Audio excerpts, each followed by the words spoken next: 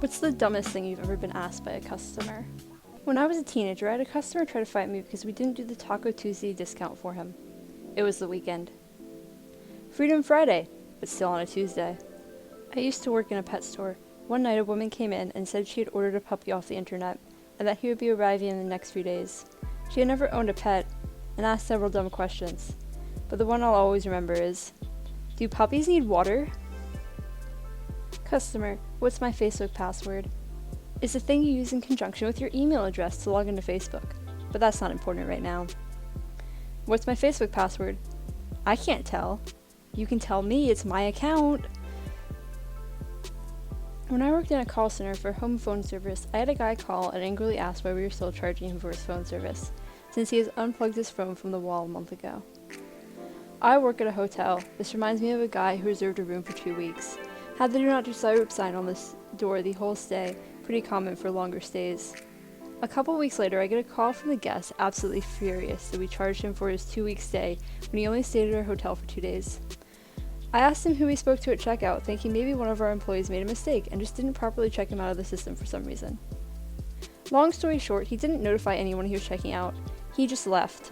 I had to explain to him that if you have a room reserved for length of time and leave earlier than you have registered for, then you actually have to let the staff know.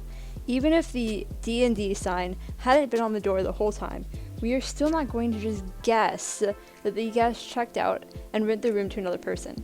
He tried filing a chargeback for the remainder of the stay, but did not get his money refunded. As this was midsummer, we were turning people away daily due to being sold out, and that room sat empty because he was expecting us to physically know that he left. I used to work in a phone shop. Had someone come in asking why their phone wasn't working properly. It was visibly scorched and melty. I asked why it looked that way. They said it came with an error message saying it had been too cold. Non-error message I had heard before, but I know phones can bring up error messages for being too hot, so who knows? And so they put it under the grill to heat it up. The grill. Their first point of call was to cook it. I said that's why their phone wasn't working, and no, it was not covered under the guarantee. I've gotten it too cold there before, but I just put my phone in the car to warm it up like a sane person does instead of goddamn grilling the thing.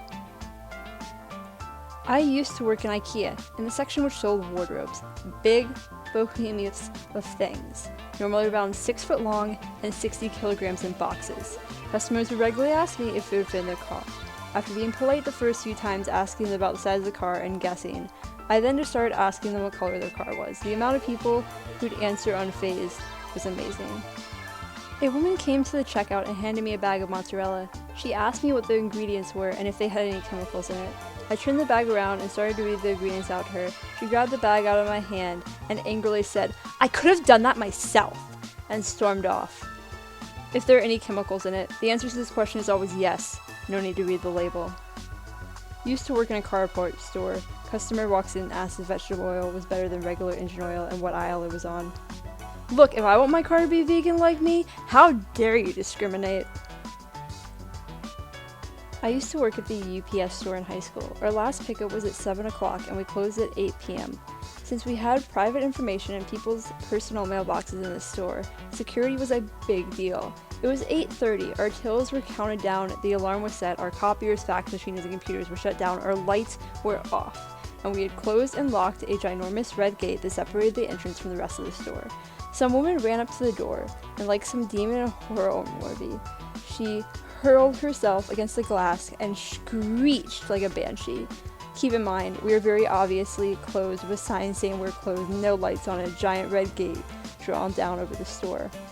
She began pounding on the glass and frantically yelling at us. My coworker worried something was wrong, like maybe she was being chased and needed help. He carefully opened the door, just a crack to see what was wrong. She immediately tried to wedge her head and hands in the crack and asked, "Are y'all open?" We informed her that we obviously weren't. Her logic was, "Well, you opened the door, so now you have to help me." She'd been wailing and crying that she had to mail a package. We explained that even if we were open, our last pickup was an hour and a half ago and we couldn't even mail it until tomorrow. She protested and protested, and eventually we got the door shut and locked.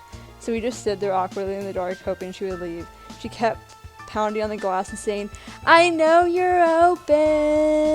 As we debated what to do and if we should call the cops, this lady pulled out her cell phone and called the cops herself. The cops arrived, we explained the situation, and the woman accused us of lying, despite the sign on the door saying we closed an hour ago at this point.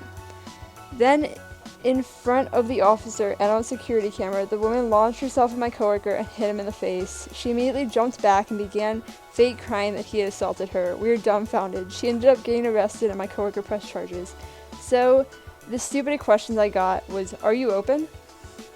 Years ago, before the internet was a thing, I worked in a small electronics shop. One day I got a phone call and it went like this. Him.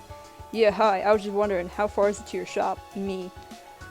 Long pause, calculating how gigantically stupid this question was, whether I was being pranked, and how a professional business person would handle this. Me. "Oh, it's just a few miles away. Come on down." Him. "Okay, see you soon."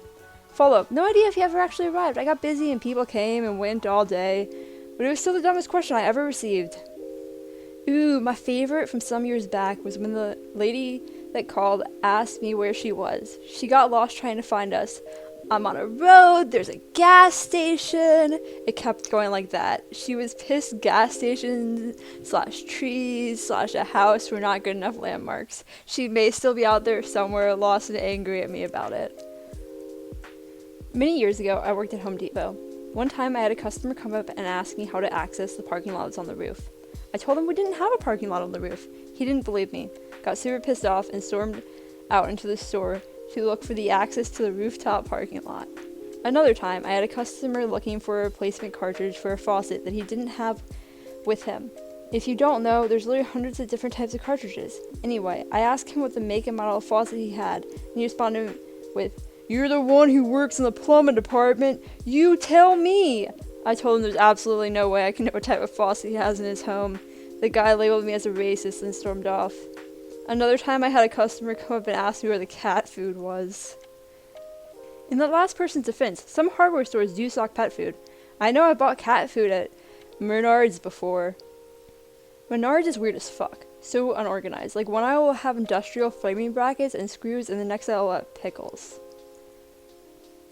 Seriously, my mom found a 4-ounce bottle of almond extract there last week just in time for Christmas cookies. I worked at a hat store, and the guy asked if he could shrink his hat by microwaving it. I said no. He came back 2 days later to return his hat after microwaving it. Problem was there was a hole in the front of it because brewers' hats are made of metallic threading. TLDR, motherfucker microwaved his brewer's hat and blew a hole in it. Why would someone ignore the advice of the hat store employee specifically about hats? Also, if it was a hat store, why didn't he just find a hat in his size instead of entrusting that to Mr. Panasonic? If an hat store employee is always trying to sell you another hat in the correct size, you know they get paid commission, right? Had a customer ask me where we sold alcoholic water. Not seltzer, literally bottled water with alcohol in it. She refused to believe me when I told her we didn't sell it and proceeded to ask 3 other people where it was.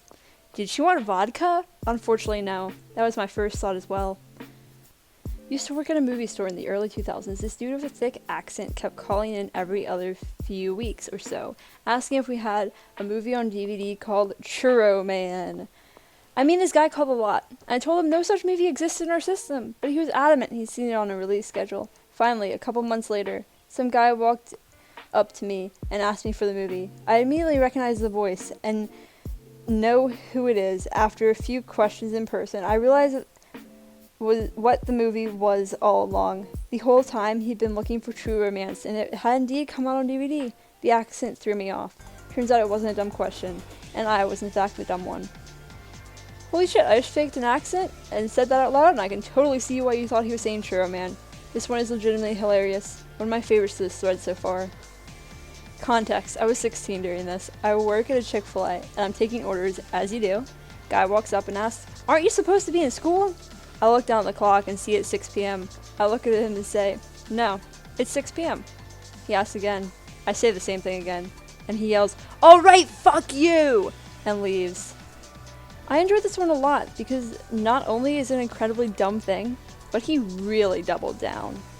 I work in IT, and one day I received a ticket from a customer very angry that a link on our website was broken. When I asked what the link was, or where it was trying to go, because our site has thousands of pages, They were incented that I dared ask them questions and wouldn't just fix it immediately. Sure, dude, I'll get right on checking the hundreds of thousands of links on our site and hope I find the one you clicked on in the next 3 minutes because you refuse to give me more information. They complain to my manager. I get it all the time. Hey, page blank isn't working. Me. Well, what specifically is going wrong? Them.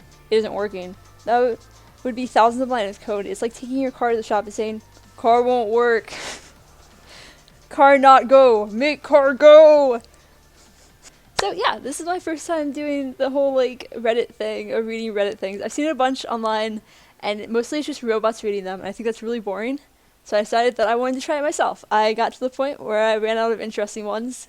So yeah, I'll probably do this more, and hope y'all have a good one. Peace!